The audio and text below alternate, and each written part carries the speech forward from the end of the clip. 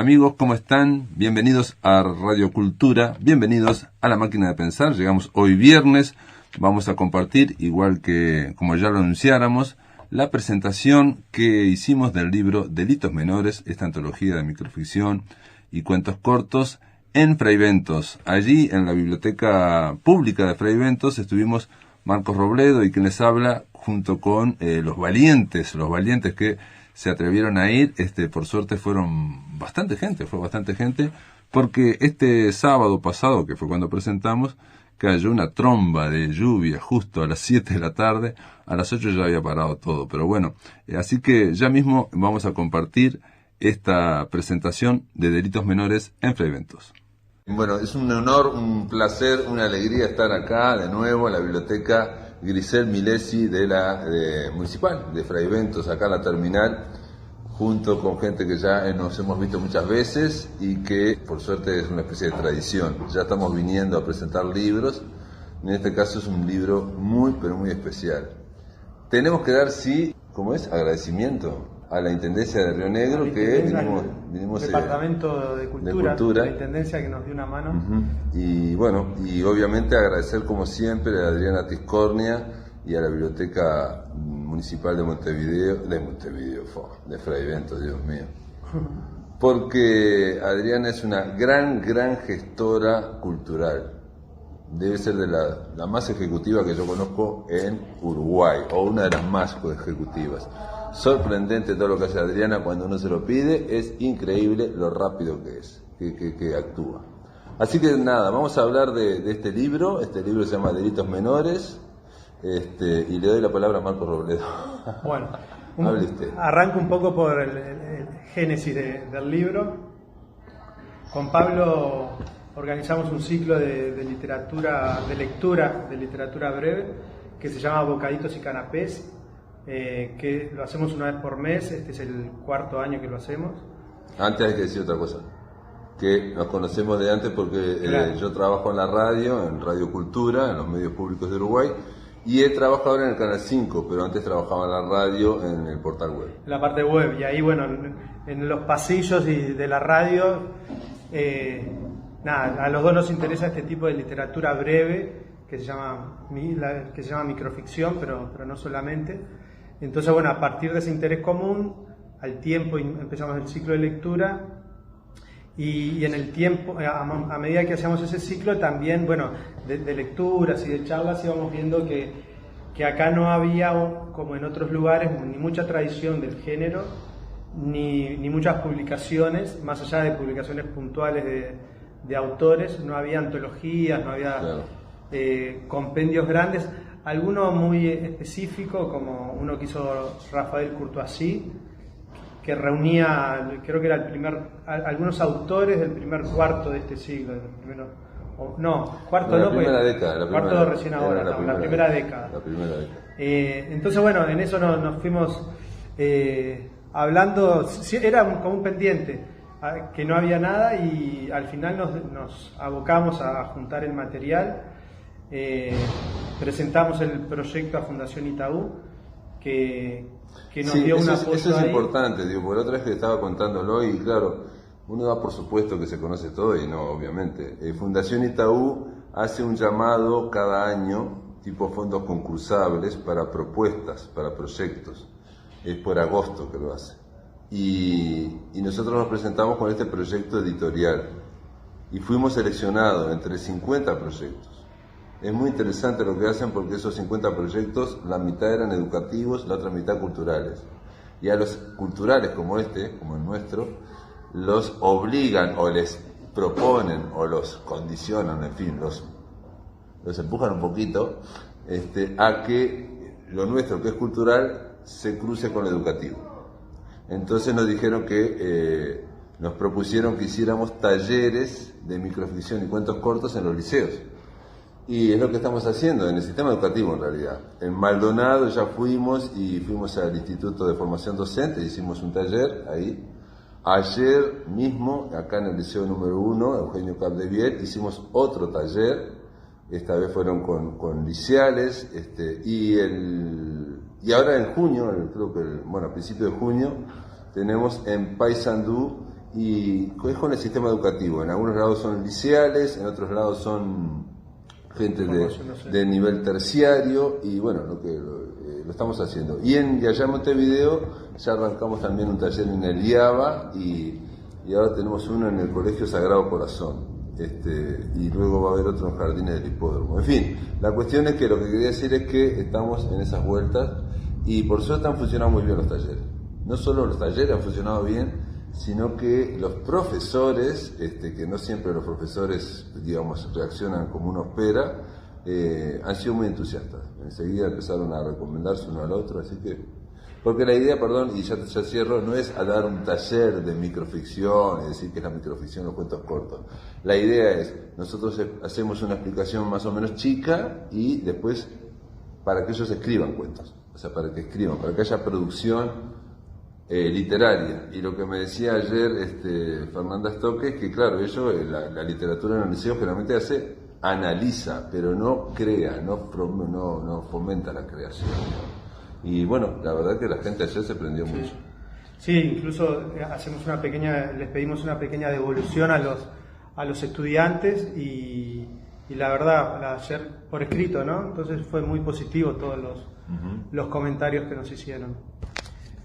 Bueno, retomando un poco lo del libro, bueno, fue un trabajo de juntar mucho material que nos llevó como 2 años. Acá tenemos 123 autores, y en total son como 170 textos, algo así. Sí, como 180. Como 100 por ahí. Entonces fue un trabajo muy, muy extenso en el tiempo y en las búsquedas, ¿no? de lecturas previas que conocíamos, de algunas cosas que nos fueron sugiriendo, y después de hacer una selección nosotros mismos. Uno tenía unos textos, siempre lo veíamos en conjunto. O sea, les tenía que gustar a los dos. Era por consenso. Era por consenso. Hubo cosas que yo propuse que Marco me dijo que no le gustaban, que no entraban, y viceversa. Lo que tiene la literatura breve es que uno va leyendo en distintos lados y puede sacarle una foto y mandarla por WhatsApp, ¿no? Eso está bueno como captura.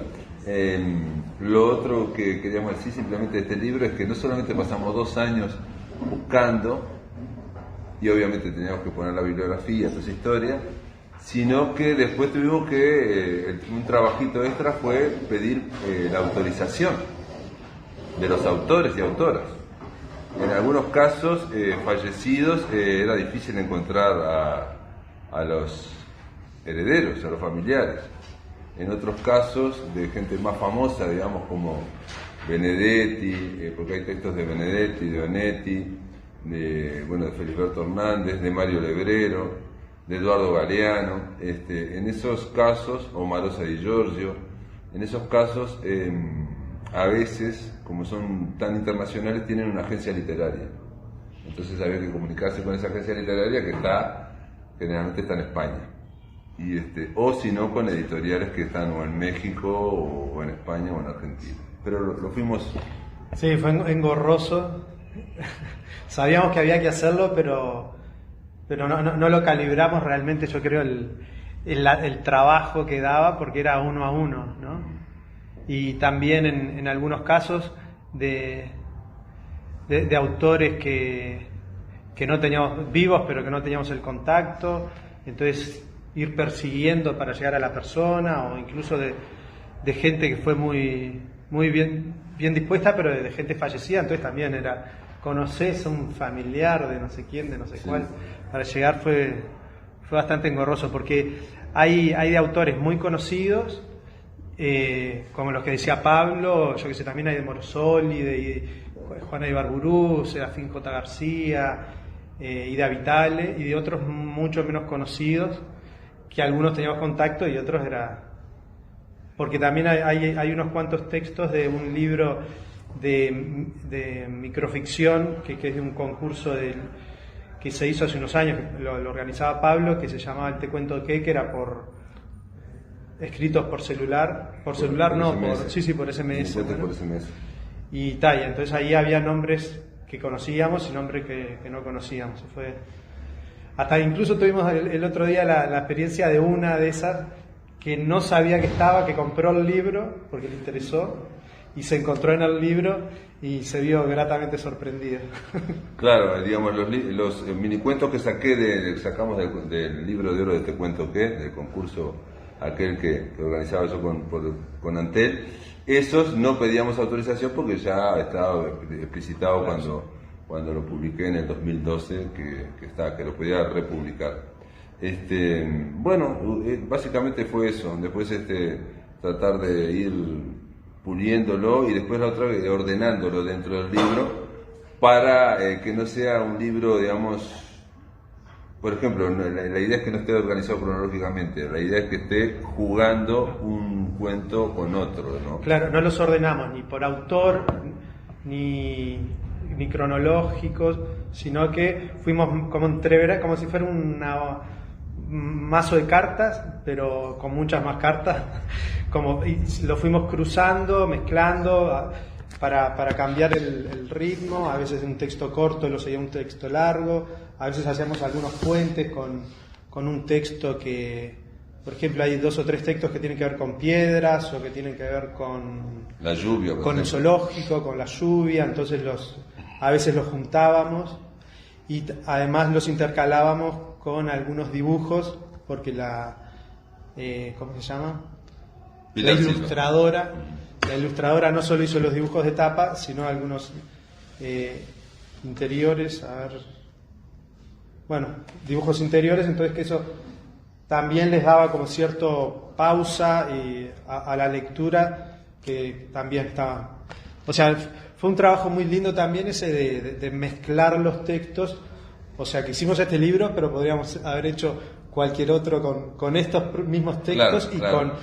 De cada autor, porque hay autores que tenían de un libro de 100 textos, elegíamos 2 o 3 y terminaba siendo uno. Claro, y después un efecto colateral que tiene este libro, que no lo pensábamos, cuando lo hicimos no lo pensamos. Era porque la idea era hacer cosas cortas, ¿no? Minificciones, cuentos cortos, fragmentos. Pero después nos dimos cuenta que al ser tantos autores, de todos desde el siglo XIX hasta ahora, ¿no? De todos los tiempos, uruguayos, de alguna forma es una especie de catálogo de la literatura uruguaya, digamos, eso no lo pensamos.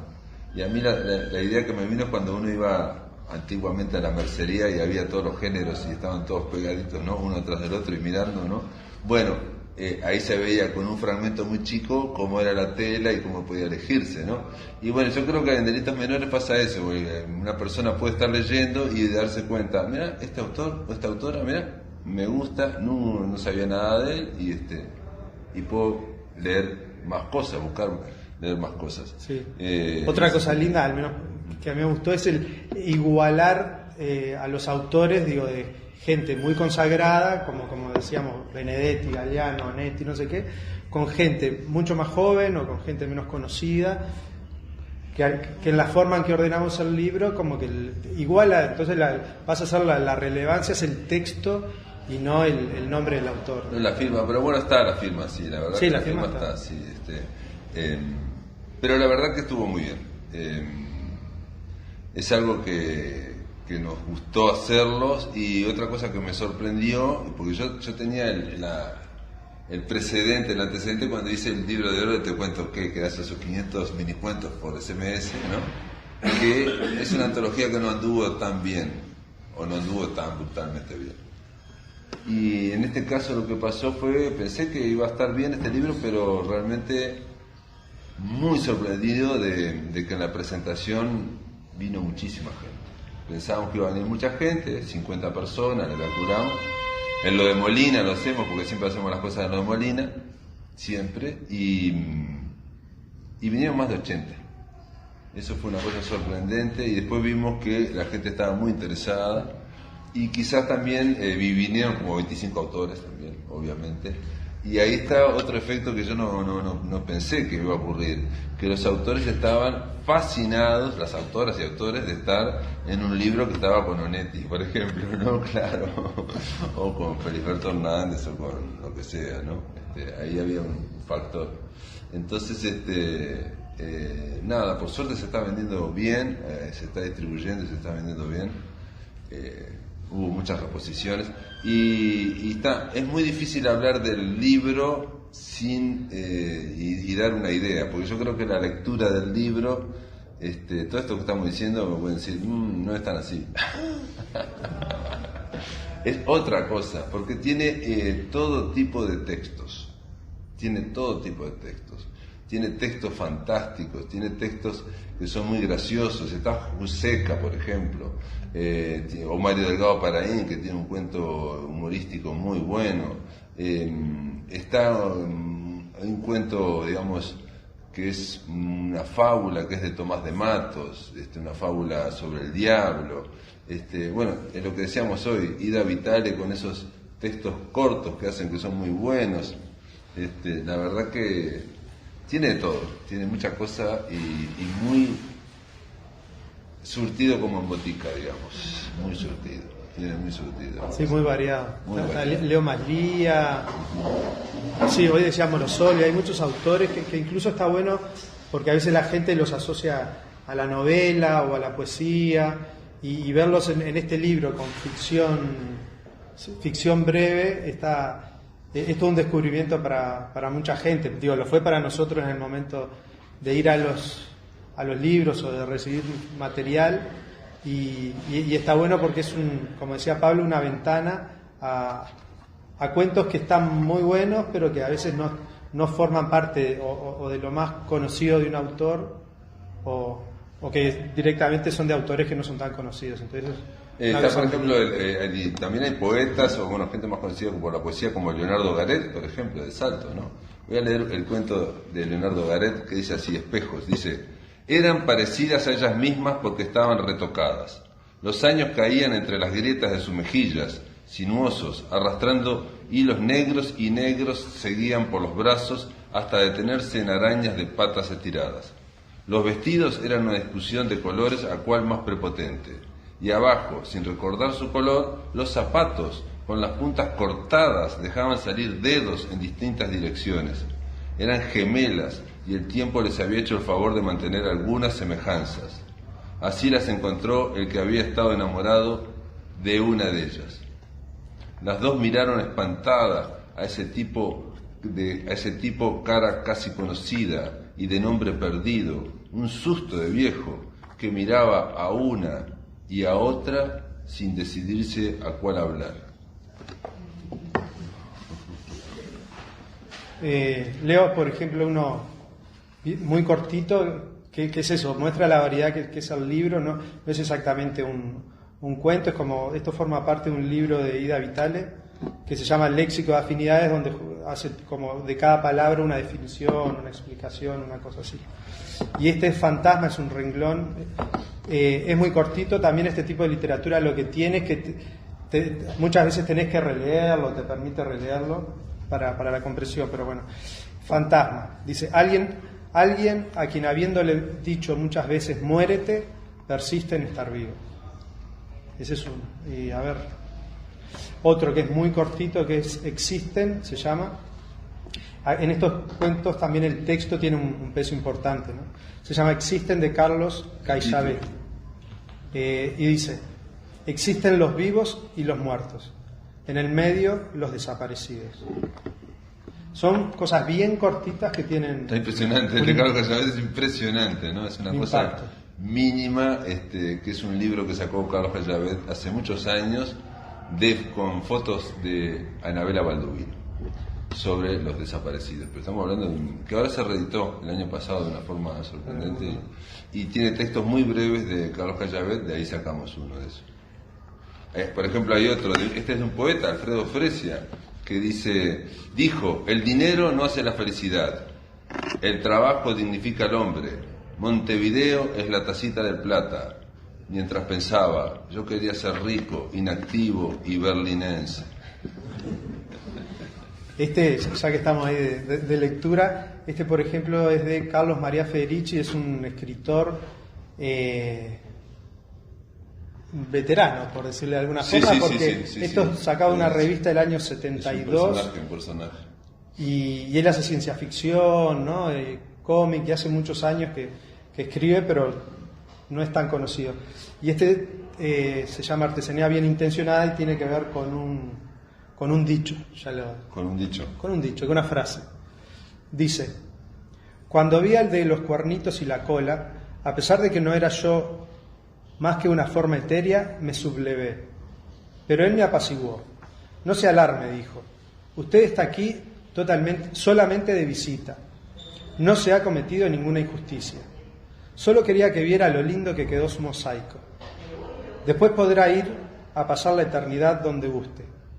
Miré el piso y reconocí en forma pétrea todas mis buenas intenciones. El infierno está, ¿no? ¿Cómo que dice? Empedrado de buenas intenciones. De buenas intenciones. Después hay otro acá que dice, digamos, de los minicuentos del concurso Te Cuento, que dice: como prueba de amor, él cruzó a nado un río, atravesó el desierto y escaló una montaña. Ella lo abandonó porque nunca estaba en casa. Acá voy a leer uno y hago mías palabras de Pablo, que lo comentó alguna vez cuando hablaba de Morosoli. Sí. Que Morosoli es un autor que tiene textos cortitos de una página, una cantidad, y buenísimo. Y en este libro creo que pusimos tres o cuatro, pero tiene muchos muy buenos. Y este además tiene que ver con el día de hoy. Se llama El Camino. Nuestro rancho estaba en el fondo del campo. No, mentira. Era de Morosoli, pero quería leer otro. El de la lluvia. Ah, el de la lluvia. Le fui a la maga. A ver el de la lluvia, ¿en cuál página está? 13. Ahora voy a leer otro que es chiquito, cortito, que dice: cerró el viejo álbum de fotos de su abuelo. Lo miró pensativo y le preguntó: ¿en qué año la gente empezó a ver en colores? Acá encontré el de Morosoli, que se llama Lluvia. Y esto estoy seguro que este cuento, debe haber ocurrido. Me parece que algún niño habrá hecho esa idea, ¿no? ¿Cuándo empezaron a ver en colores? Este dice: ver llover allí, en aquella chacra, era una cosa que causaba placer. Un placer tranquilo que aún me alegra. No olvidaré nunca aquella mañana. Hasta aquel día no había sentido la emoción de la lluvia. Me parecía que el campo y el árbol y yo éramos felices de la misma manera, quedándonos quietos y dejándonos penetrar por aquella música mansa y aquella lluvia lenta que caía sin interrupción. A mi hermana le gustaba jugar a las casitas. Con 4 palos, algunos cueros y unos mazos de paja mansa había construido la suya. Era una vivienda como la de los indios. El agua vino despacio, la sentimos llegar. La vimos venir, borrando cerros y dejando todo detrás de un vidrio esmerilado. Las gallinas corrían apresuradas y ganaban hornos y graneros. Lejanos cantos de aguateros y alborozados gritos de teruterus confirmaron la presencia lejana de la lluvia. Unos horneros vinieron hasta donde nosotros. Los vimos volar y luego detenerse en la horqueta de un árbol. Habían elegido hogar. Cuando llegaron las primeras gotas, picotearon la tierra y trajeron una mota en el pico. Colocaron la piedra fundamental de su casa. Las gentes del pago comenzaron a llegar a los ranchos. Venían a jugar a las cartas. La lluvia creaba una sociedad candorosa, sencilla y feliz. Desde los cerros comenzaron a bajar pequeñas corrientes. En las quebradas nacían cañadas. Al campo le nacía un sistema de venas. Mirando recién comprendí el mapa con los azules nervios de sus ríos dibujados. Sobre los cueros llovía lentamente. Aquel asordinado tambor nos iba invadiendo. De tarde mi hermana volvió a la casita. Quería pasar la tarde con las niñas de la chacra jugando a las abuelas. Quería hacer cuentos de su juventud y me pedía a mí que me portara mal. Así podía decir a cada rato que los hijos daban mucho trabajo. Mi hermana, la abuela, tenía 12 años. Aquella tarde fue una de las más felices de mi vida.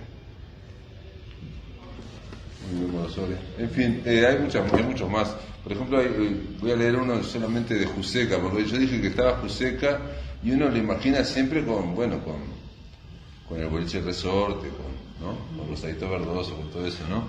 Pero él tenía un escritor que también escribía, digamos, de otro estilo. Y en en esa búsqueda, lo encontró Marcos, un cuento corto que dice: esa puta punta fría, se llama. Y no es para nada gracioso, creo yo.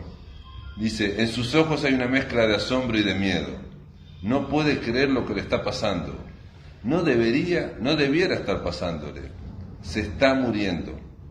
Con las yemas de los dedos palpa la pegajosa punta del enorme cuchillo que le asoma por el pecho. Recién no estaba allí. Esa porquería metálica le sobresale por la camisa blanca. Presiente, atrás, la empuñadura que lo pechó al entrar la hoja. Estoy muerto, dice con un hilo de sangre que asoma entre sus labios, que recién besaron. Era la primera vez que lo mataban.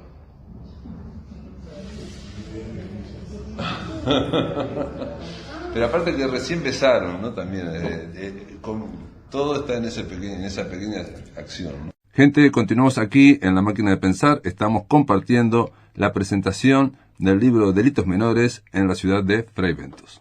Ahora me acordé, viendo uno de Carlos Liscano, otro criterio que nos fijamos es que fueran todas cosas publicadas.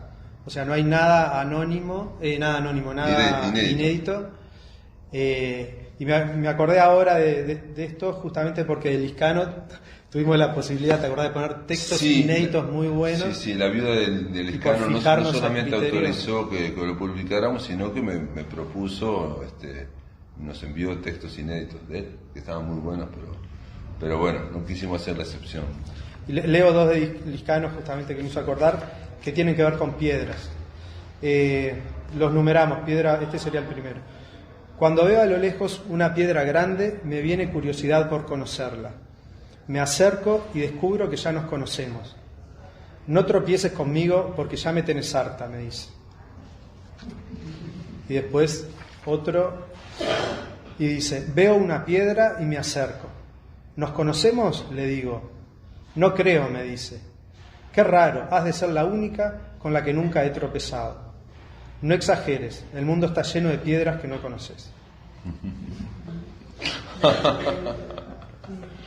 Bueno, muy bien. Y yo creo que más o menos estaría por aquí la idea que queremos dar, que igual, insisto, que se va a quedar corta, porque hay muchos autores, incluso hay dos cuentos de Marcos y hay dos cuentos míos incluso, autoras y autores, y es muy difícil en tratar de...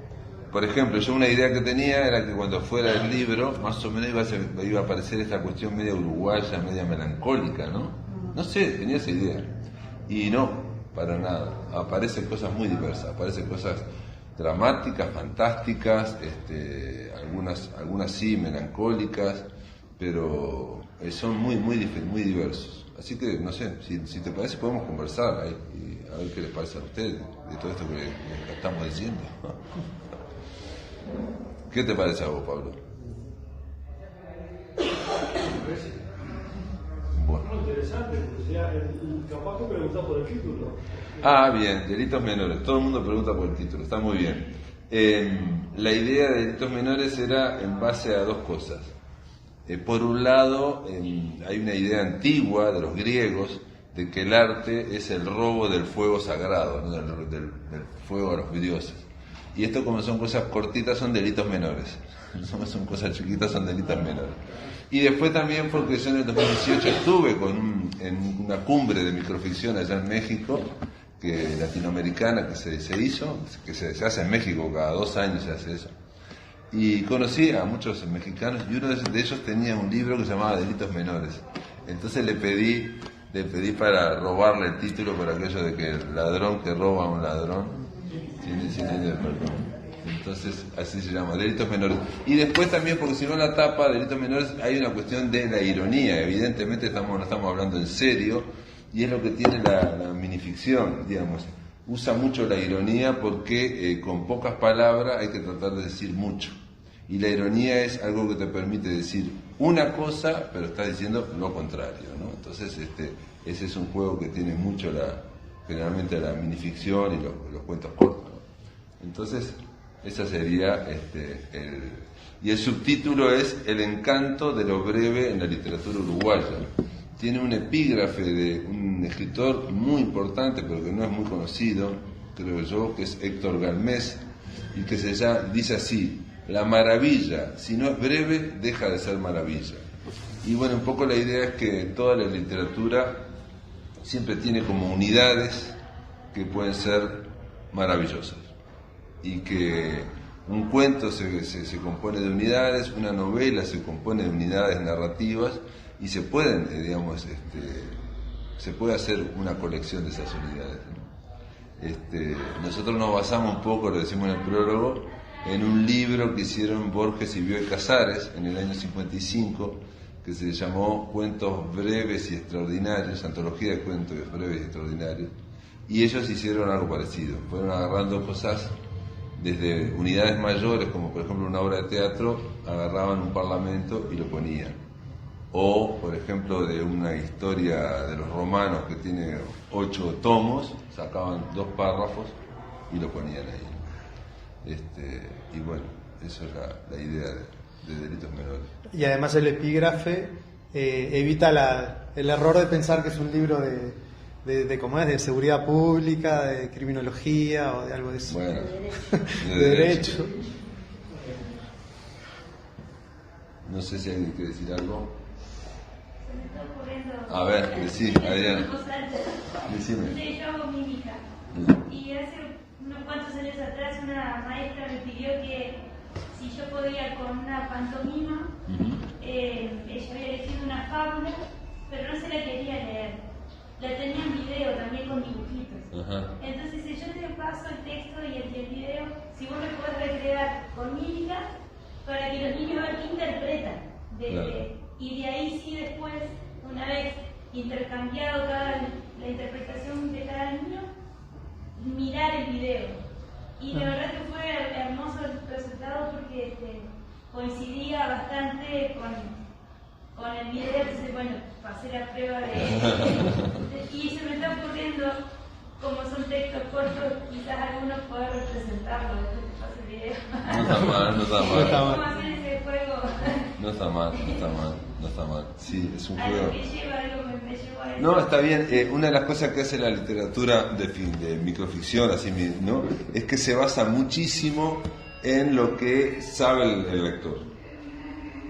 ¿No? Es necesario que el lector conozca, porque la microficción muchas veces juega con lo que se conoce. Entonces, por ejemplo, no te va a hablar de Kafka y de la metamorfosis y de que se convirtió en una cucaracha, amaneció después de un sueño inquieto, convertido en una cucaracha. Lo da por supuesto. Da por supuesto que todo el mundo conoce eso, y entonces hace un cuento que, no sé si lo ven acá, que está acá. El cuento es este. Da por supuesto esto, y alguien escribe: supo que ese hombre finalmente la aplastaría. Levantó su enorme pie, como tantas veces, y cuando estuvo lo suficientemente cerca, la cucaracha despertó agitada. En vez de ser aplastada la cucaracha se despertó agitada de ese sueño que estaba. Entonces, eso, jugar con... Había otro, por ejemplo, en los minicuentos, siempre los cuento de te cuento que era de que a mí me gustaba, pero a Marco no le gustó, entonces no entró. Pero yo quería que entrara, pero no entró. Que decía así, decía: oh, un caballo de madera, déjenlo entrar. Entonces te tenías que poner en ese troyano entusiasta que estaba errándole como la espera, ¿no? Pero si no sabés que toda la historia del caballo de Troya y la Ilíada, te perdés el cuento, ¿no? Y tiene que ver con eso, con movimientos de uso y de transposición de un arte a otro, o dentro del mismo arte, ¿no? Bueno, ¿qué más? Susana, sí. ¿Hay autores de los 19 departamentos? Pues es que no nos fijamos desde el punto de vista departamental, la verdad. No. Sí nos fijamos desde el punto de vista de los hombres y mujeres. Hay 66 mujeres y 57 hombres de distintas épocas, estilos y temáticas. Pero bueno, de fragmentos estoy yo, por ejemplo. Eso sí lo puedo saber. Lo puedo saber a ciencia cierta. ¿Eh? Por lo que me nombraste hay varios departamentos, pero los que nombraste en cada Sí. lista, no sé si estaba el 19 de mayo. Sí, está Marosa, bueno, Leonardo Garet. Sí, la verdad no hicimos un repaso geográfico. No, Supongo que en para nada. 123 la verdad no se deben haber escapado muchos departamentos, pero no lo repasamos. Bueno, está Henry Trujillo de Mercedes, ahora estoy viendo. Pero no lo hicimos la verdad que no lo pensamos desde ese punto de vista. No, para nada. Lo que sí incluimos, pero eso porque yo trabajo en la máquina de pensar desde hace 15 años, todos los días, entonces entrevisto a mucha gente y tengo contacto con muchos escritores y lo que hice, bueno, le decía a Marcos yo, de incluir en esos escritores y escritoras a gente que vive afuera de Uruguay, porque normalmente no se los incluye. Entonces hubo una escritora como Laura Santuro, que vive en México, Cristian Arán, que vive en Dinamarca, Cristina Perirossi vive en España, pero esa obviamente tenía que entrar, pero bueno, de otros países, ¿no? Mercedes Rosende vive en España. Tratar de incluir eso, sí hicimos como un esfuerzo de incluir a la gente que vive afuera, ¿no? No están todos, y a algunos le propusimos como Fernanda Trías, que es muy famosa, que vive en Colombia, pero bueno, en el caso de ella no tenía cuentos cortos para incluir. Sí, también miramos mucho tener variedad en cuanto a la temática, en cuanto al tipo de texto, como más narrativo, más prosa poética, ¿no? Como intentamos, miramos tener una variedad amplia en los contenidos, pero no, la parte, como decíamos, geográfica no pusimos la mirada en eso específico. Después en el IFD de Maldonado yo leí un minicuento que claro, al ser, están en el último año para ser maestros, ¿no? Pero no dejan de ser unos chiquititos, digamos, son muy gurises, ¿no? Y entonces el minicuento se llama La Ronda Infinita y leí: logré salir del hechizo de la ronda infinita y abrir el maldito tarro de Puridor. Adentro había otro grupo de personas bailando en torno a un tarro de Puridor, ¿no? Y nadie sabía del tarro de Puridor. En toda la clase solamente había una o dos personas que levantaron la mano, ¿no? Es más, una dijo: yo no la levanto porque me delata, dice. Bueno, ¿qué más? A mí me parece muy interesante el libro, porque los textos son cortos para la época que vivimos, que normalmente no hay mucho tiempo y en las carreras, ¿no? Pero entonces te atrae, al ser cortos, tenés posibilidades y descubrís a muchos autores a la vez. Claro. Por eso me parece muy interesante. Sí, y yo creo que es un libro también para leer, le decía ahora a Grisel Milesi, que picoteado, ¿no? O sea, no leer todo porque es muy diferente, ¿no? O sea, yo hacía el chiste de que nadie come 180 bombones de un solo saque, ¿no? Hay que ir comiéndolo de a uno, de a tanto, porque es muy distinto, ¿no? Sí, si bien obviamente tiene un orden, porque no hay otra forma de hacerlo, no hay que leerlo ordenado, digo, incluso al final tenemos o sea, está el índice común y está el índice por autor, entonces también uno puede buscar un autor y ver qué textos hay de ese autor, sí, o sea, más de uno. No es una leída en orden, digamos. Y también, como decíamos, es una lectura pausada, ¿no?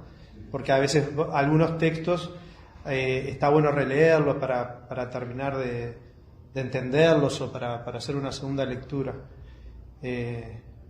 Pero no, bueno, sí. Ese del Puridor, Sí. Ahora es para hacer otra lectura. Claro, es cortito y decís, a ver, que lo lees de nuevo y lo entendés mejor, o desde el principio es distinto el impacto. Puede simbolizar muchas cosas. Claro. Una lectura más pulida, Claro. ¿no? Sí, en general la minificción tiene características parecidas a la de la poesía, en el sentido de que la idea es que te enganche y que cuando realmente te engancha vos volvés a leerlo, ¿no? O sea, o volvés a ver de qué se trataba, o si realmente lo entendí, o si no. Digo, hay un lugar para que el lector imagine, ¿no? Imagine. Eso claramente es así. Y en alguno de los que leíste, claro, yo aclaro que no he leído todavía, el libro. La brevedad, la síntesis, me hizo pensar en haiku. Ah, también, sí. Sí, puede haber algo así. Igual te vas a encontrar que hay cuentos cortos que de repente son de 2 páginas, o incluso incluimos algo que estaba de 2 páginas y media, digamos. Que, ya te digo, ahí se lo mandé a gente de México, que son teóricos, y ellos me decían que, bueno, que para ellos eso no estaba por fuera, digamos, tener un enfoque más purista del género, de que el minicuento tiene que tener máximo una página o página y media, ¿no?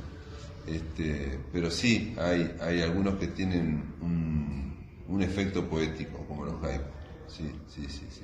Se lo llevé a Ida Vitale, por ejemplo, y ella Ida es impresionante, entonces no se acordaba para nada de cuándo había escrito los que seleccionaba, no se acordaba para nada, pero se rió con el primero y me dice, esto funciona bien, me decía, ¿no? Y aparte se puso a leer, inmediatamente le buscó el de Onetti, cuando le dije que estaba el de Onetti, y me dice, Onetti siempre tiene atrás una uña que te rasca, dice, siempre te rasca, dice, terrible, ¿no? Ese, por ejemplo, el que decís de Ida Vitale, lo sacamos de una revista mexicana de los años 70, de donde estaba también, o sea, en la misma revista, no en el mismo número de la revista, que se llama el cuento, el de Federici, el que leí, que era sobre el infierno está empedrado de buenas intenciones. Es una revista mexicana de los años 70, 80, que era muy conocida por publicaba literatura, y ahí fue de los primeros lugares donde se empezaron a publicar cuentitos tan cortos. Entonces eso tan claro, no sé si ella lo tiene, por ejemplo, en algún libro. No, ella no lo tenía, incluso en este que dice Marcos, que fue el primero que leyó ella, es de aquí, dice que es la revista El Cuento del año 83. 83. Ella no se acordaba de nada, pero lo leyó y se rió, y lo voy a leer porque dice sacrificios, ¿no? Y dice así: 2 viejos sabios están sumisamente enfrentados a una computadora gigante. ¿Qué dice? Dice uno.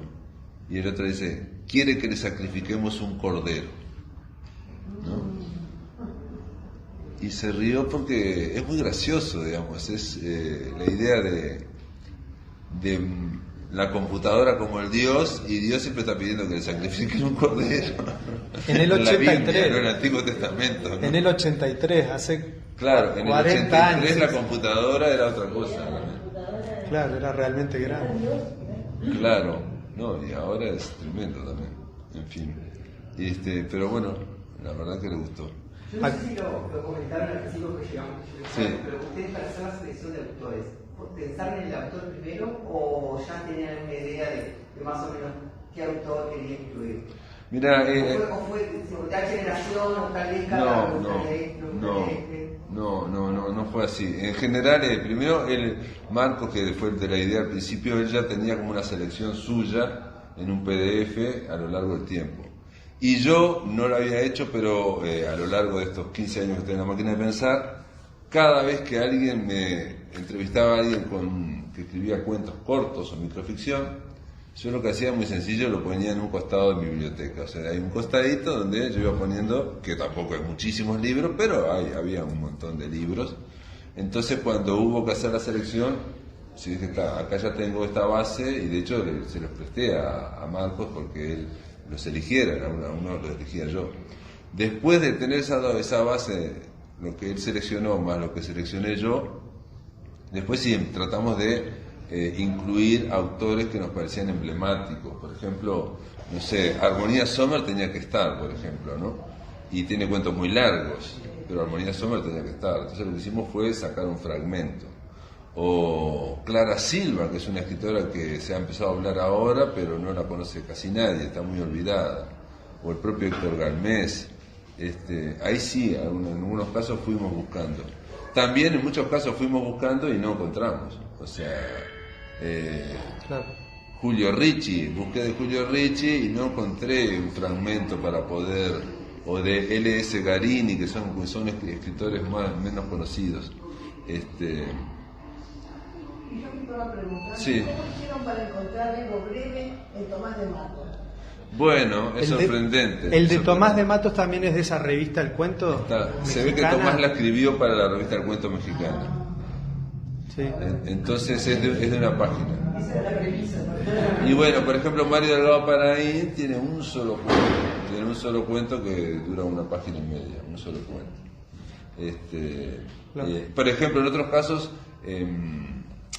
Circe Maya es poeta y ha escrito poca narrativa, o ninguna, ha escrito más bien crónica. Tiene un viaje a Salto, que es un libro muy lindo y muy fuerte, porque está escrito cuando Circe Maya, su esposo, fue preso por la dictadura militar, cívico-militar, y primero lo llevaron a Paso de los Toros y después lo llevaron a Salto.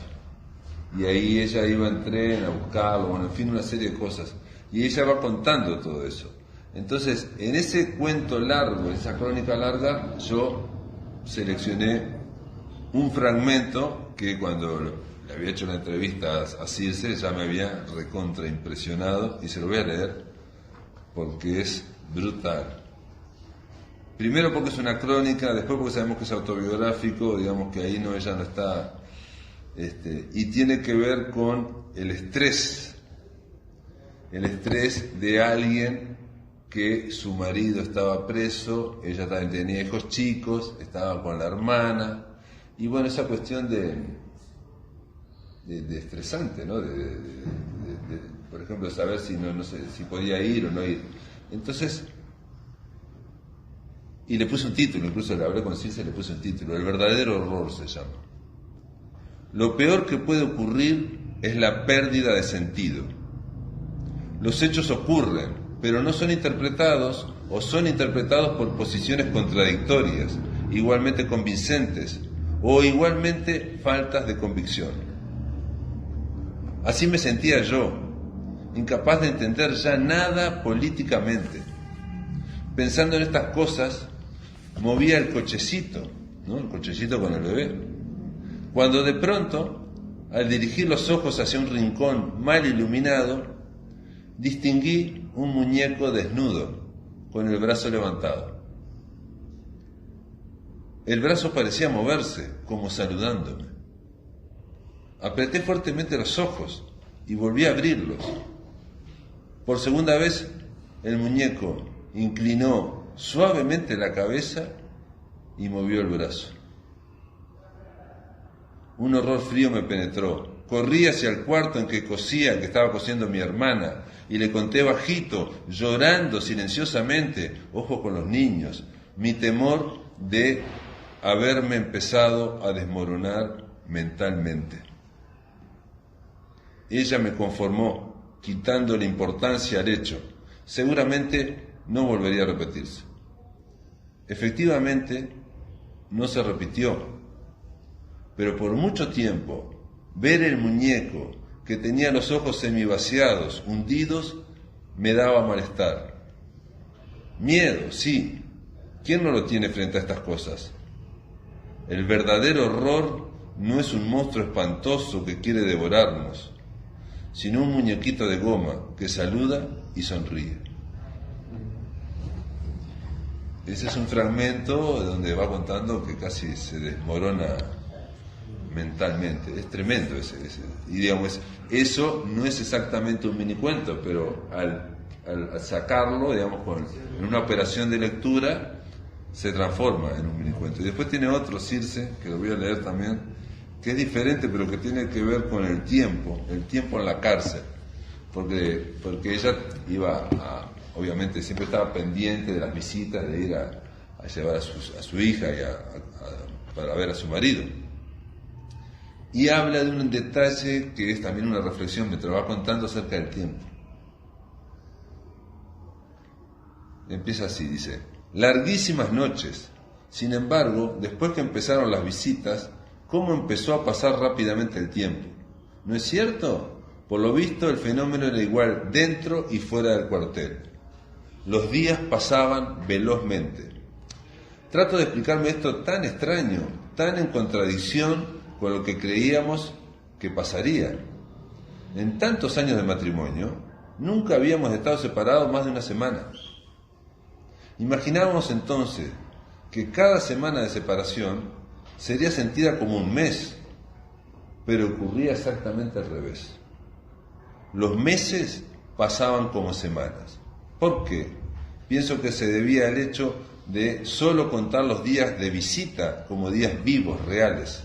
Los otros días eran solo antecedentes de la visita o prolongaciones de ella. Entonces los meses tenían solo 4 días, se reducían a ellos. A veces sentía nuestra situación en imágenes. Por ejemplo, veía un almanaque como un camino largo sobre el que pasaban mis pies dando zancadas, sábado a sábado, visita a visita. Y también ese es un fragmento que funciona como un minicuento. Comentar con respecto a lo de la búsqueda, por ejemplo, de cómo seleccionábamos. Hay parte de la estrategia que hice para llegar a esto. Nosotros charlábamos mucho de la necesidad de un libro de este tipo, que no había no sé qué, pero entonces yo paralelamente fui durante mucho tiempo juntando material. Entonces ahí fue que le llevé ya un compendio grande como para que sea un empujón inicial, que era a partir de lecturas y eso, ¿no? Pero después, por ejemplo, de esta revista mexicana que decía El Cuento, yo sabía que era una revista muy conocida, donde ya no salía, pero que años atrás había sacado mucha literatura breve, y está toda la revista la subieron, ¿cómo es?, a internet. Está online. Entonces me tomé el trabajo de buscar en internet, dentro del catálogo de la historia de la revista, todos los autores uruguayos, y después de mirar cada autor uruguayo, cada texto que había, y yo que sé, de Tomás de Matos, por ejemplo, estaba este breve, pero había cuentos largos. Entonces era ir en la computadora viendo archivo a archivo, autor a autor, qué texto había. Y también otros, por ejemplo, de encontrarlos, como dicen, en las bateas de la Feria del Libro. O sea, de ir mirando libro, a ver si los miraba, y si era largo lo dejaba, y cuando encontraba libritos de textos cortos me los llevaba, que no había muchos. Y bueno, pues eso fue un trabajo muy... Por ejemplo, está Quiroga en este libro, Quiroga tiene cosas cortas, pero no tan cortas. Y acá encontramos 2 cuentitos cortos, y eso me hace pensar también en el lugar donde estamos, porque yo voy mucho a las bibliotecas públicas, soy gran defensor de las bibliotecas públicas como esta, y allá en Montevideo había un libro que reúne toda la obra de Quiroga, los cuentos, las cartas, todo, un libro de 1000, tipo el papelito de Biblia, son como 1300 páginas, no sé cuántos son. Y también fui buscando dentro de eso lo más corto de Quiroga, y para encontrar alguno. O sea, está muy bien. Y después es un trabajo de hormiga, sí, nunca mejor dicho. Y después incluimos al final Abad Ferreira. Abad Ferreira es filósofo, no es narrador, pero también, y este amigo mexicano, el teórico mexicano, me decía, para mí esto es aforismo, no es minificción. Pero bueno, nosotros incluimos los consejos de Abad Ferreira, que dice así: si te gusta una cita, no procures conocer el libro. Si te gusta el libro, no procures conocer las obras completas.